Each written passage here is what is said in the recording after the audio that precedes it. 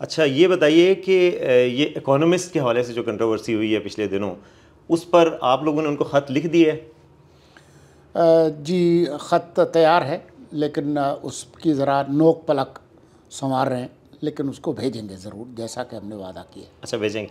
और इसके अलावा ये भी कोई सामने आ रहा था कि इकोनॉमिस्ट को सू करने का गवर्नमेंट सोचे, या जो एलिगेशंस लेवल किए गए हैं इमरान खान साहब की तरफ से अपने आर्टिकल में, तो उनके हवाले से ब्रिटिश कोर्ट्स तो ज़ाहिर है काफ़ी बेहतर होती हैं पाकिस्तानी कोर्ट से लाइबल केसेस में, तो वो भी कोई चांसेस हैं, इम्कानात है, गवर्नमेंट कंसिडर कर रही है?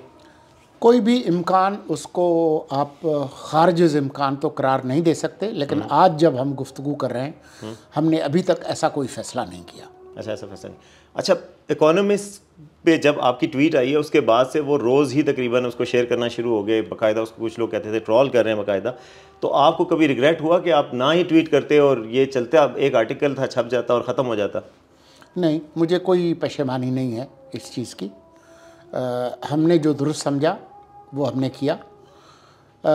अगर इकोनॉमिस्ट एक सियासी जमात की ट्रोल ब्रिगेड की के मददगार के तौर पर काम करना शुरू कर दे, तो ये उस इदारे की अपनी इज़्ज़त और तौक़ीर में कमी होगी।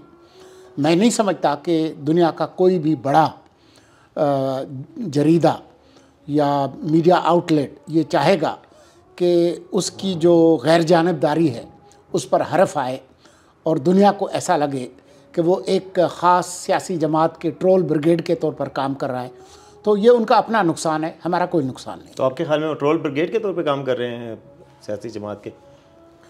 मेरे ख्याल में जो जिस तरीके से उन्होंने एक्ट किया है, उससे लगता ऐसा है कि वो पीटीआई की जो ट्रोल ब्रिगेड है उनकी एक तरह से सहूलतकार बनने की उन्होंने कोशिश की है।